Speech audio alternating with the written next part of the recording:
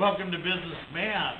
Today we're going to do 19.1, and then we'll have one more lecture after this on 19.2, and then the party is over. And it's still not too late if you are interested in doing an extra credit book. Those books, if you recall, How to Solve It, 7 Habits of Highly Effective People, How to Lie with Statistics, How to Get Ideas, Failing Forward, and You Can Negotiate Anything. So all you got to do is read them. You don't have to write a book report. Just call me when you finish reading the book. Most of them are available at audible.com. 7 Habits of Highly Effective People is available at audible.com. How to Get Ideas, Failing Forward, and You Can Negotiate Anything. Those are all available at audible.com. So, I want to spend a couple minutes talking about the cost of home ownership.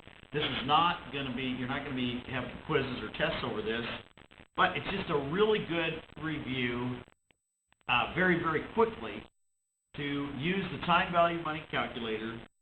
And if we do a mortgage using the time value money calculator, something that you should be familiar with. So let's see if we can do a 30-year mortgage. A 30-year mortgage, and how much money do you want to borrow for to buy a house, Courtney? $10,000. How 10,000 did you say? Yeah. All right. Now, believe it or not, we've actually bought houses for even less than 10,000. So some people that are in a different part of the country.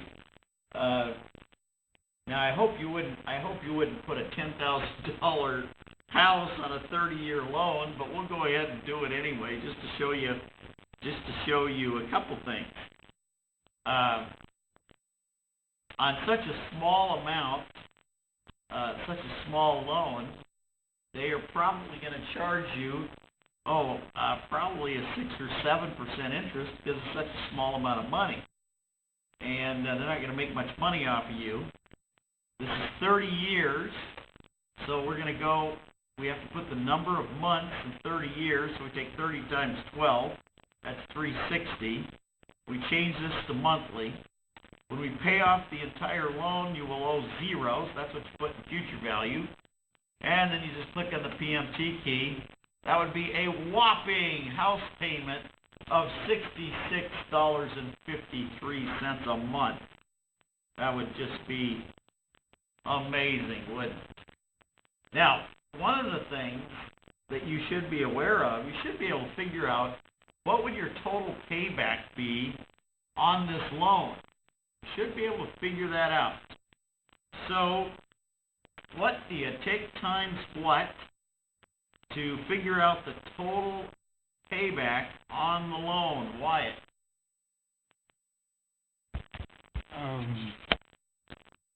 The total payback would be the payment times the period. Very good. Payment times the period. So, get the total payback on the loan. Grab your handy-dandy calculator, and you're going to take that 66.53 times 360. So the total payback on this loan would be $23,950.80. That would be the total payback on the loan. So in other words, how would you compute the amount of interest that you paid on this loan, Shay?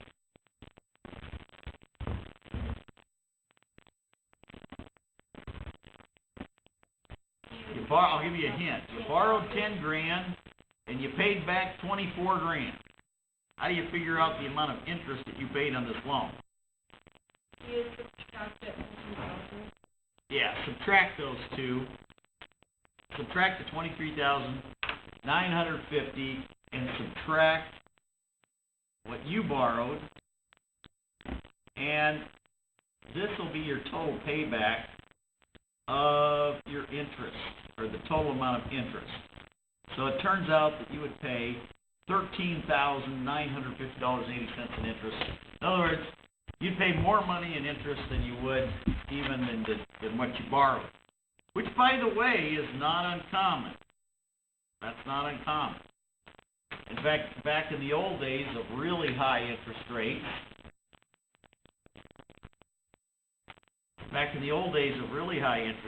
when we had 14% interest rates, if you take a payment of $118.49,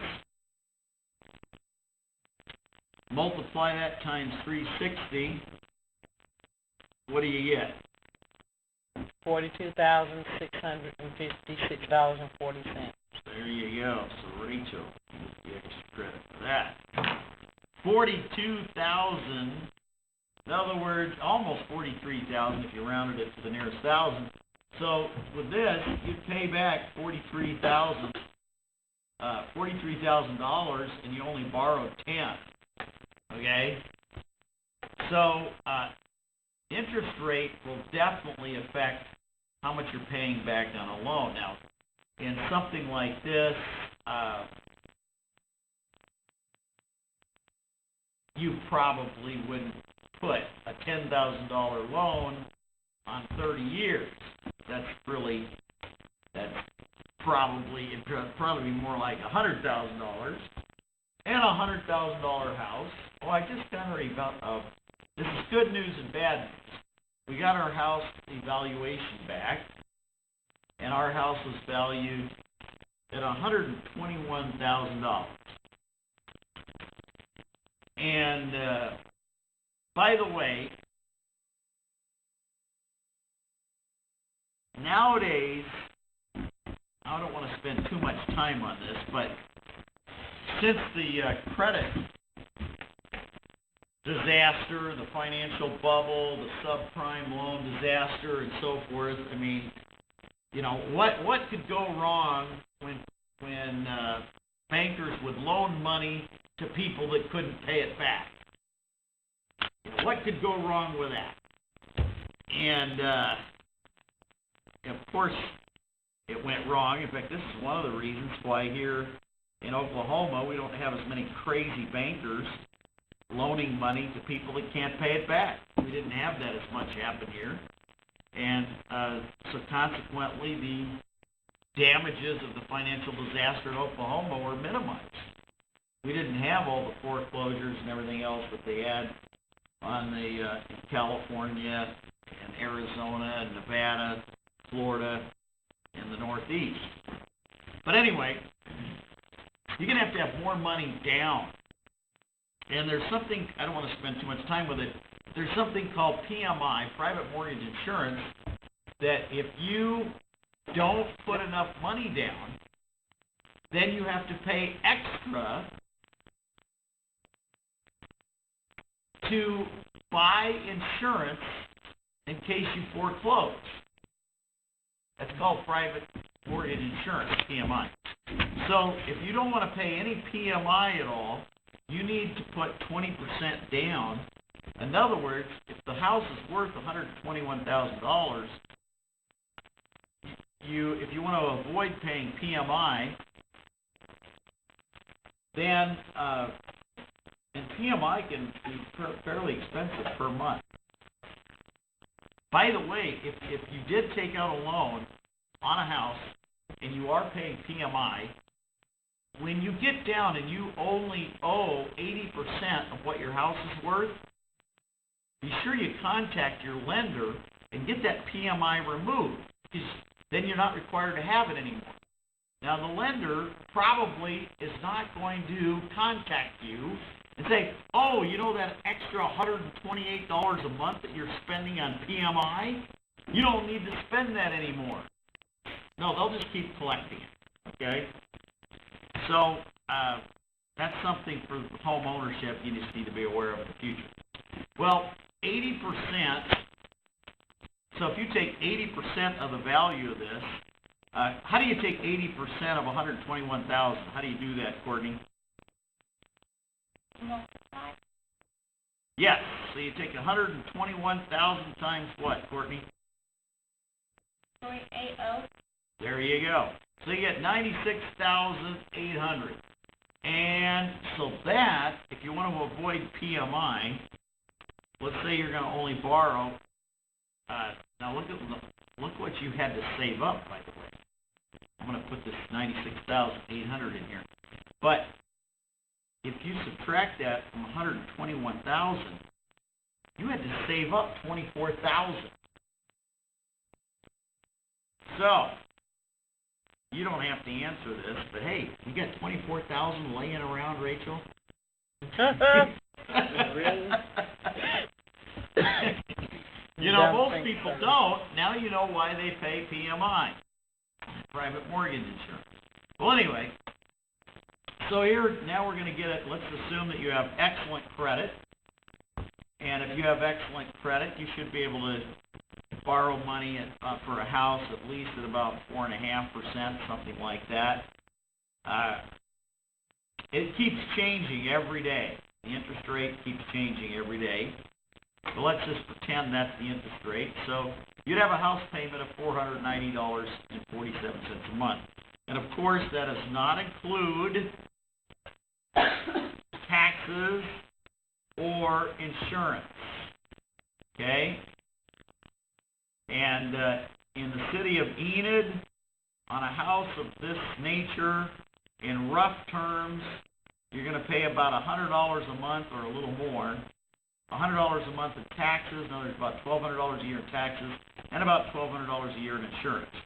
Might be a little bit more than that, but that's a pretty good rough guide. So you're going to have to add about $200 a month to this $500 a month house payment. So you're going to have a house payment of around $700 to $800, depending how good your insurance is and what what the tax is where the city in which you live and so forth. Okay? I did get a kick out of it when I moved to Oklahoma. Everybody's complaining about high taxes down here.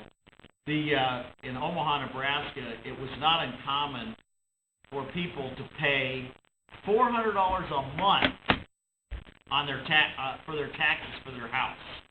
So even when you got your house paid for, it's going to cost you $400 a month for your taxes for your house. So I did get a kick out of it when I moved to Oklahoma and people talked about the outrageous taxes down here. Okay, now let's pretend this is going to be a 15-year loan instead. Now, a 15-year loan, you might say, well, if the 30-year loan is about $500 a month, and you're paying it off in half the time, so 180 months instead, you would think that payment would get cut in half.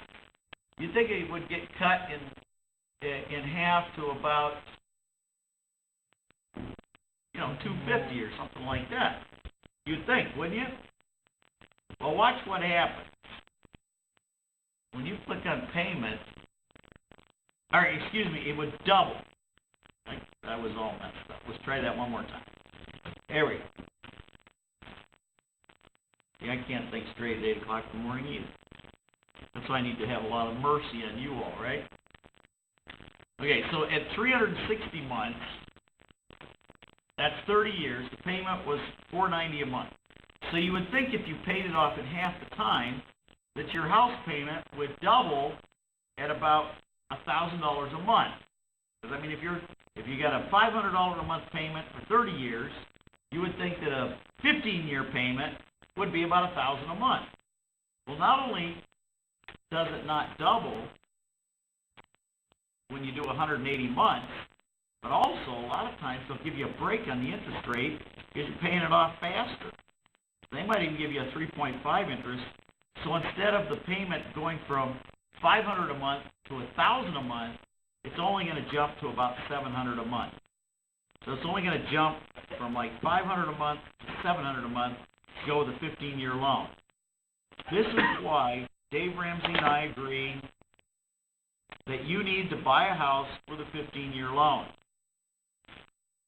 Now, why do you think people want to use a 30-year loan, Shay?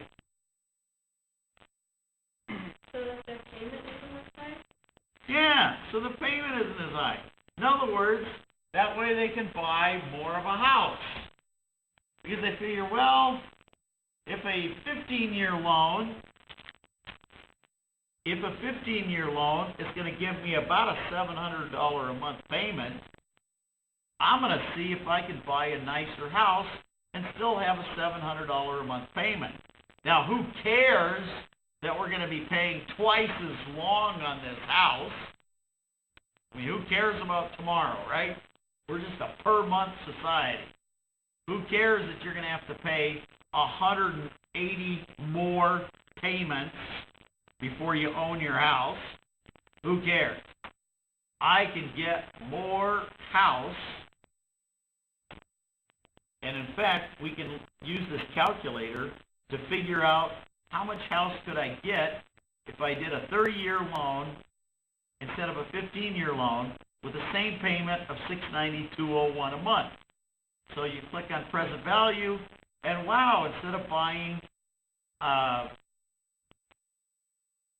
instead of borrowing $96,000, whatever it was, we could actually borrow $136,000 instead for the same monthly payment. So we could live in a much nicer house. But anyway. Well, the last thing I want to talk about, and then we'll go to chapter 19, is the amortization schedule. An amortization schedule simply does this. For every month, it shows you how much did you pay off in principal, how much did you pay in interest. And then those two will add up to your payment. So in other words, the principal plus the interest would add up to $692.01. In fact, to make this a little simpler, well, we don't have to make it simpler because we have calculators. If you take this $136,575.90, times it by 4.5%, that'll be the interest for a whole year, wouldn't it? So if you go ahead and do that, $136,575.90 times 0.045, the interest for a whole year would be about $6,000. Now if we divide that by 12, that'll give the interest for 1 month. So your first month's interest, this is first month, just the interest, the first month interest equals $512. You got it. $512 and how much? 15 cents or 16 There you cents. go. Or if you round to the nearest penny, it'll be 16 cents. And the bank will want the extra penny, won't they? Of course. So $512.16 of interest.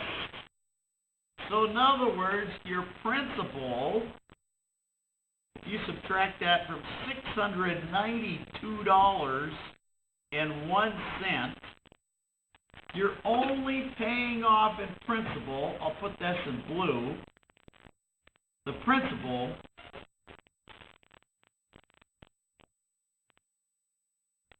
I think it's PL again. The principal will be $179.85. In other words, you made almost a $700 payment, and you only paid $180 off on your house. $512 went to interest. Well, on an amortization table, it will show you for every month, it will show you how much the interest is and how much the principal is. Okay? It'll show you both. For every month, for all 360 months. And one more thing, an adjustable rate mortgage. Rachel, do I favor an adjustable rate mortgage? Do you remember I'll from... say yes. You had a 50-50 chance, and you get your 2 points for your good participation. I, like Dave Ramsey, do not favor an adjustable rate mortgage. An adjustable rate mortgage means, take a guess. What do you think an adjustable rate mortgage means, Wyatt? The interest rate can fluctuate up and down. Yeah, and since we're at about a 60-year low, for interest rates, which way do you think the interest rate's going to go? Up or down, Courtney? Up. Up! That's a good guess, isn't it? Now, why in the world do people even go for an adjustable rate mortgage? You want to take a guess? Let's see. Let's have Robert take a guess. Because there's a possibility that it can go down. That's a good guess. They're dreaming, right? But there is a possibility that it could go down. But that's not the number one reason. But you get your 2 points for your good participation there. Anybody else take a guess? Why do people want to even consider an adjustable rate mortgage?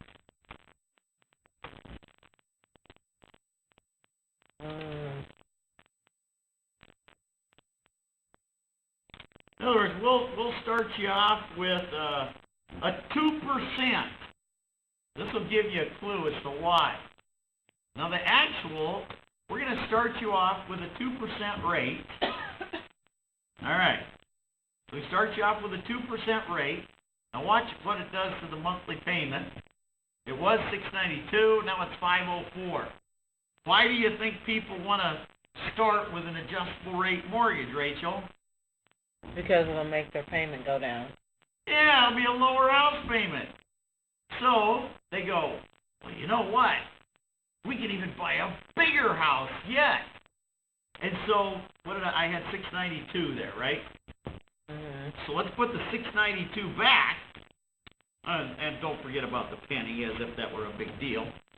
And now, instead of borrowing $136,000, look how much money I can borrow now. I can borrow $187,000.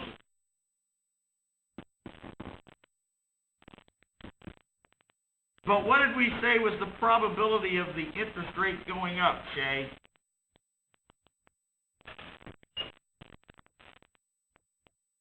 What do you think the chances are of the interest rate going up from 2%? Pretty high. Pretty high. In fact, about as high as the probability of the sun coming up tomorrow.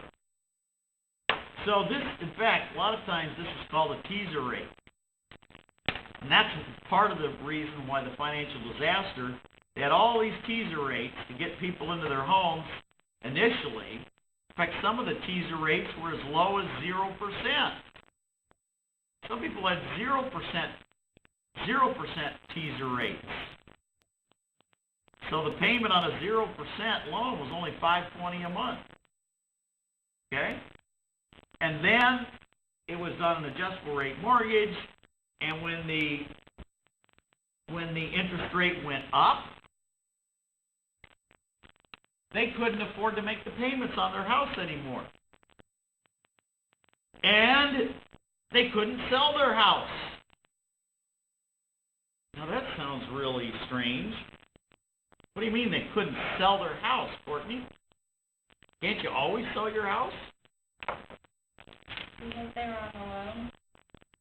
Okay, because they had a loan. And what happened to the value of their house, Wyatt? It went way up. Well, that's what they were hoping. Oh, it went way down. Yeah. In the financial disaster, the value of their home went way down.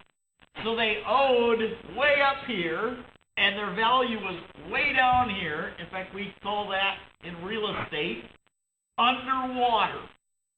When you owe more than what your house is worth. Now, for some reason, in a car, we say you're upside down. But in a house, we say you're underwater. So you had all these homeowners that were underwater. So they couldn't even sell their house. So they just brought their keys back to the bank. They took their key off their key ring, and they said, Merry Christmas, do what you gotta do. Your house. Now, of course, that'll destroy your credit, won't it? And that's what happened, too. Because they owed this giant amount, couldn't pay it back. Well, now the bank had a whole bunch more houses to put on the market. What does that happen when you have a huge supply and not very much demand? What happens to price, Robert? Drops even more. Well, anyway, you just got a short explanation of the financial disaster. And it was caused by greed, more greed. It was caused by lying, deception, and more lying and more deception. On the part of everybody. Even on the part of the, quote, victims. Because they were encouraged to lie about their incomes. In fact, these loans were affectionately known as liar loans. Right? So, everybody was a liar, pretty much, in the whole process. There weren't. I mean, they parade people on TV and say, this person was a victim. Hey, they signed that loan app. You know, they were working at McDonald's, their wife was working at Burger King, and they said they had an income of $185,000 a year. I don't think so. All right, here we go. Compound interest. Turn to page 501. The good news is this topic isn't very difficult, but it is an extremely important topic. In fact, Albert Einstein said compound interest is the most powerful mathematical formula in the universe. And let's show you how compound interest works. Let's suppose that you take, and it's not unusual for investors to experience, I'm going to use 10% just because I'm going to keep the numbers. There are some investors that have averaged 10% over the last 40 years, okay? So let's use that as an example. And let's show you how compound interest works, okay? So somebody starts off with a $100,000 investment, and we're going to take 10% of that. Good. Oh, by the way, just for review, interest equals principal times rate times time. All right? So if we take that times 10%, and we're going to do this for 1 year, so what's 100,000 times 10%, Rachel?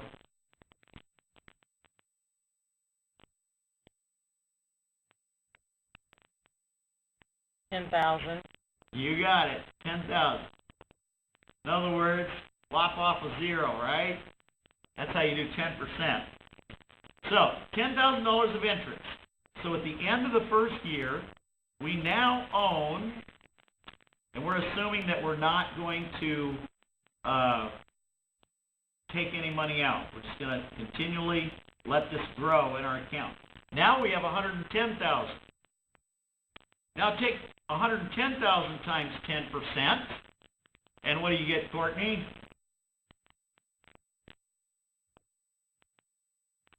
11,000. 11,000. Now wait a minute. Where did the extra $1,000 come from, Robert?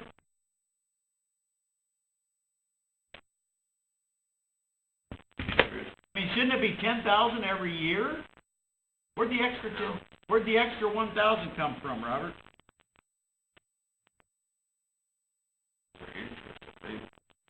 We got interest on interest, didn't we? That's why we call it compound interest. This extra 1,000 right in here, it came from the interest on the interest. So we got interest on that $10,000 of interest. The 10% of 10,000 is 1,000. That's where the extra 1,000 came from. So now what we have in our account is $121,000. $121,000 times 10% is what, Wyatt? $12,100. $12,100. We end up with an extra $1,100. Where did the extra $1,100 come from, Rachel? Interest. Interest on top of this interest. So the extra $1,100 came from taking 10% of 11,000. You take 10% of 11,000, that's where the extra $1,100 came from. Now, if this were a 3-hour class, we could continue this process. See, I used to be good at math. You had 12,100 on here, so you get 133,100. All right. This, by the way, over here is year 1. That's the end of year 1. This is year 2. This is at the end of year 3 over here. All right. By the way, in Woodward, do those red numerals 1, 2, 3 show on your screen, Courtney? Yes. Oh, good. Because I was up in Alva, and they didn't show. Do they show up in Alva? The red numerals of 1, 2, and 3? In Alva, are those numerals showing over here? 1, Barely. 2. Do they show? Yes. Yeah. By the way, you online students, you didn't have to type those as questions, okay? I probably should have made that more clear earlier in the course. Say, now you tell us the course is just about over.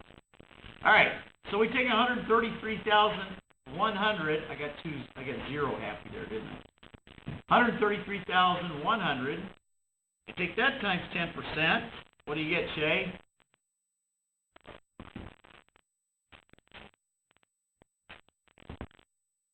Lop off a 0 here. What do you get? $13,310. Now take that, 13,000, you get the idea, right? You keep adding your interest on top of interest on top of interest. So the first year, we earned $10,000 worth of interest. But the next year, we earned the $10,000 plus the $1,000 because we got interest on top of the interest. The next year, we earned the $10,000 plus the $1,000 plus the $1,100. The next year, we earned the $10,000 plus the $1,000 plus the $1,210. That's how we got the $13,310. So in fact, there's a shortcut way of doing this, because every time, if you want to know what the answer were for total amount every time, if you're really not concerned about interest, because you look, we're taking the 10% plus the 100% to come up with this number.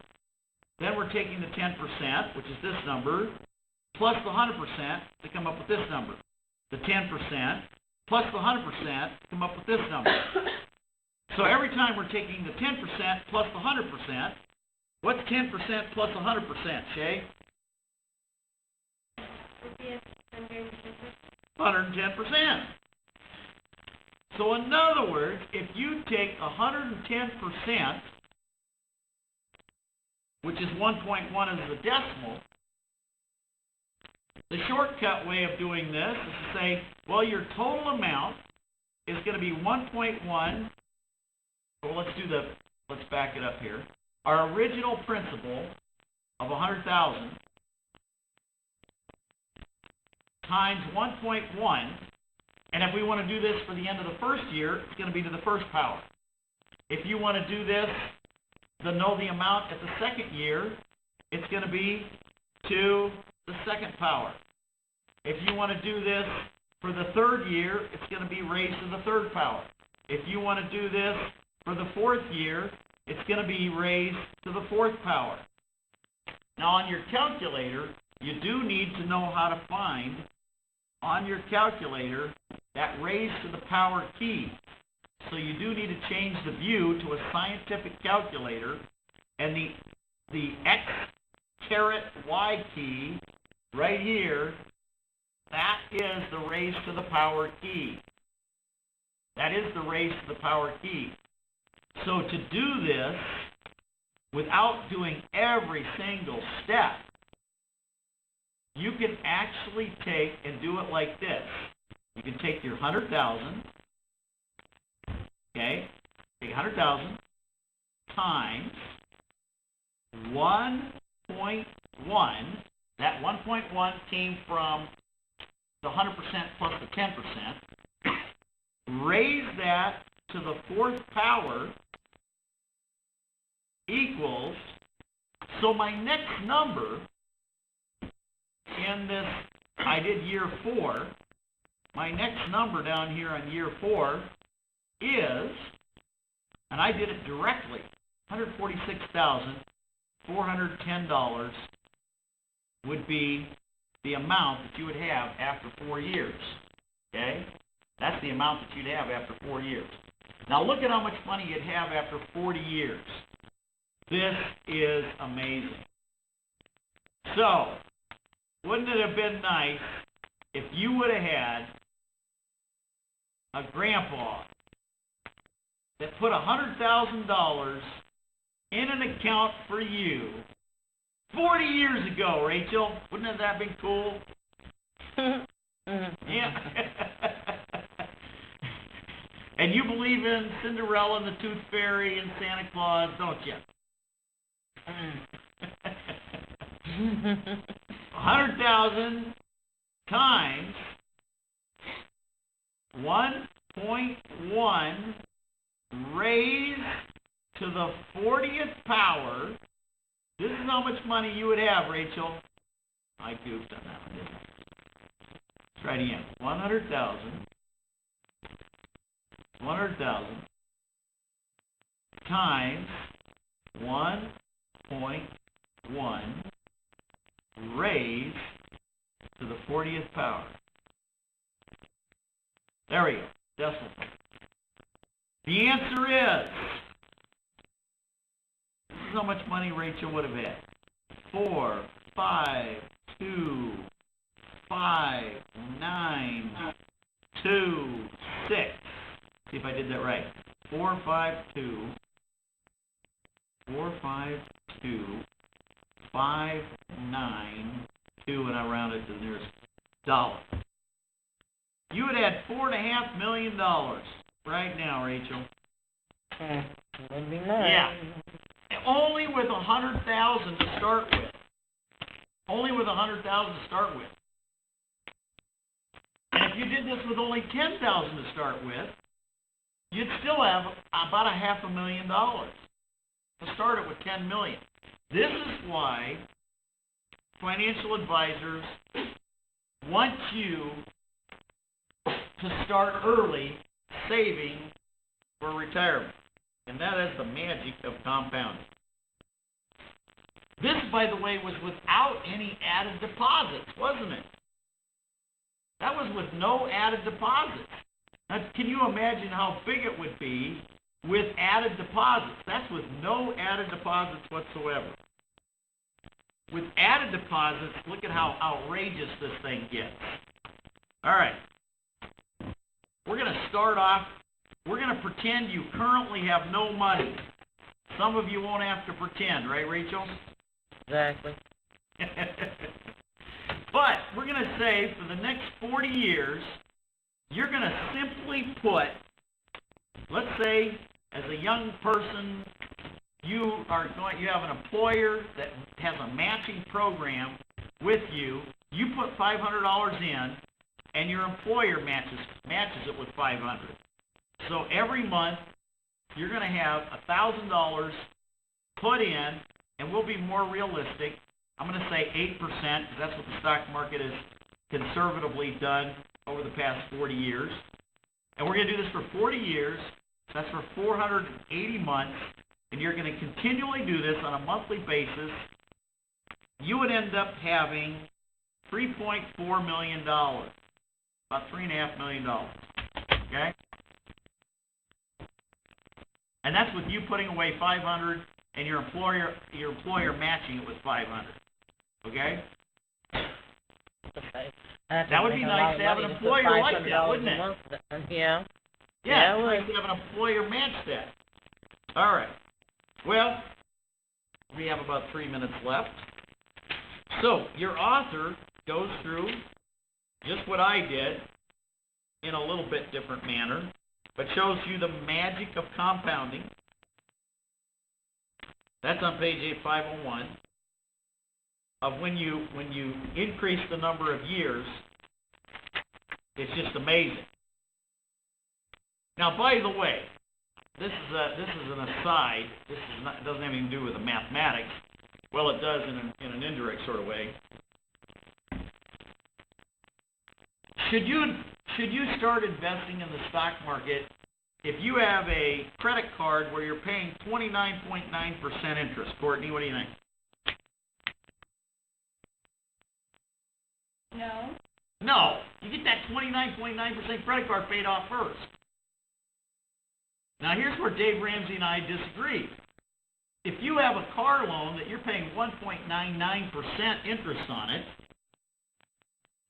Dave Ramsey says pay that off before you start investing in the stock market. I say no. Not unless you're a financial 2-year-old. If you're a financial 2-year-old, you do exactly what Dave Ramsey says. All right, I have about 2 minutes left, so I do want to show you one more. This is one absolutely magical rule that is good for you to know. This is called the Rule of 72. This is one of those questions we should ask students that are graduating from college, and if they don't know what it is, then we shouldn't let you graduate. But what it is, it's a rule that tells you the doubling time. You take 72 divided by your percent. Put your percent right in here. And this will equal the number of years that it would take to double your money. Okay? It's a really good rule. It's not 100% exact, but it sure is a good estimate. So if you're earning 8% on your money, how many years will it take to double your money, Wyatt?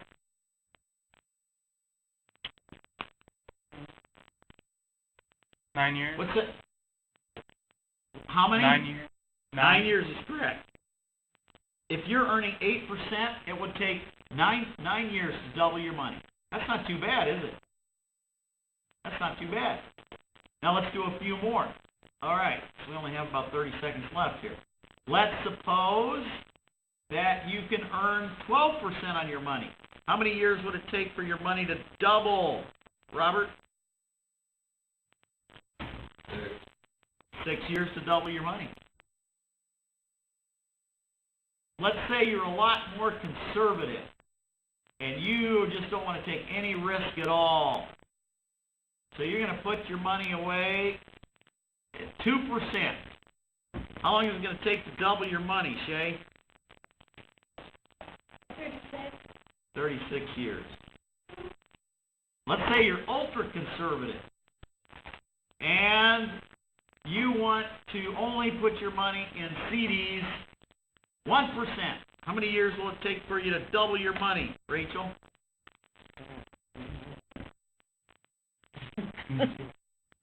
72. 72 years. That's all the time we have for today. You guys did great. I will see you Friday.